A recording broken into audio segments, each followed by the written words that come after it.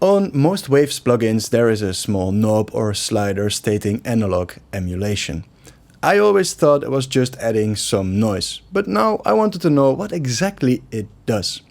In this video I bring you along the ride and I provide some of my thoughts on its usefulness. My conclusions might surprise you.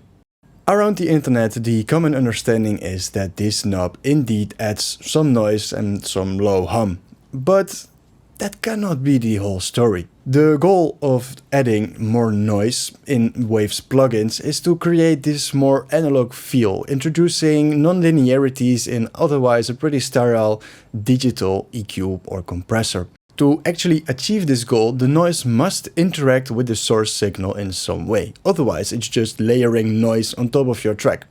That's not what we want. We want this smooth and these round edges to get that analog feel. So, is there any interaction between the noise and the source signal?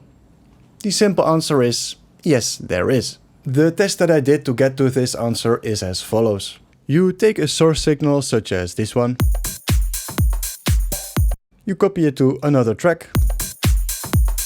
Make sure the volumes are the same. Then you flip the polarity. We have a perfect null. On each insert we load up the plugin. On this one we disable the analog emulation. On this one we enable the analog emulation. If we now play it, we can see a very slight difference right here. If we enable some gain, we can hear that there is a difference. This difference is the noise plus the saturation. If we open up something like span, we can see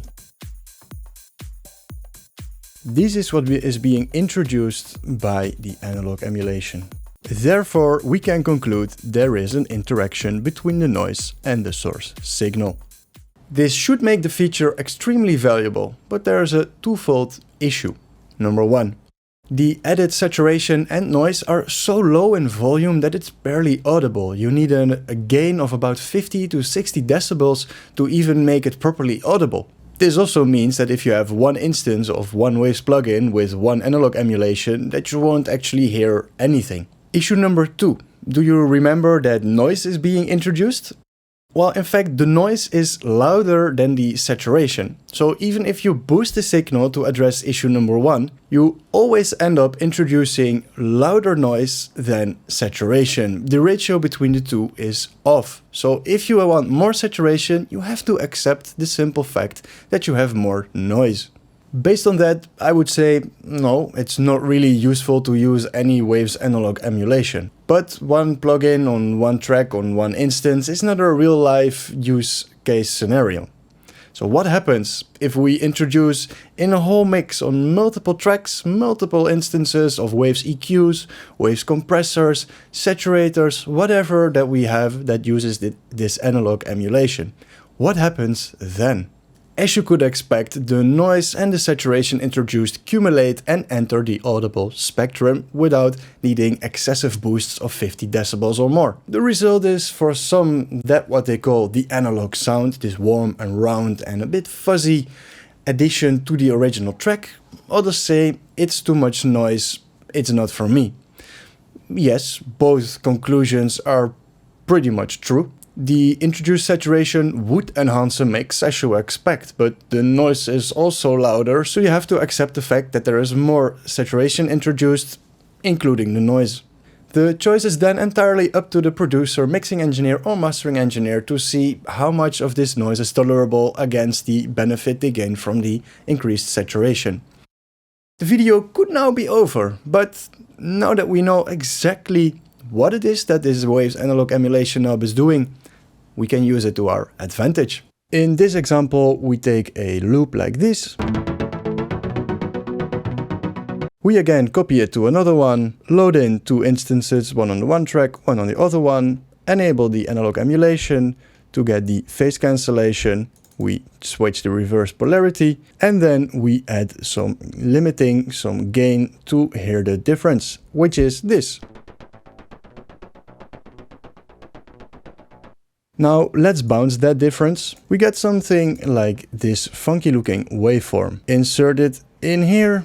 If we go to the channel here and make a curve like this would do, cutting some lows, some highs, boosting some mid to high and some low to mid, and we get more emphasis on the real plucky character of this loop. Now for the real test, let's check the original again and add our new saturation. Toggle it in on and off.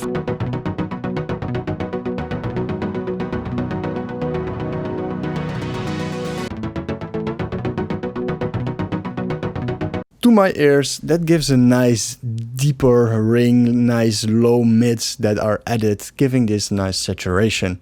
Definitely usable. Admittedly, while it's creative, it's pretty cumbersome and circumventive to use this method. Using a saturation plugin would achieve exactly the same thing but without the noise side effects. Although this might be a certain form of saturation that you would never dial in yourself. In that light, it's a niche but nice trick to have, and if you want to use it, I would recommend use it on vocals.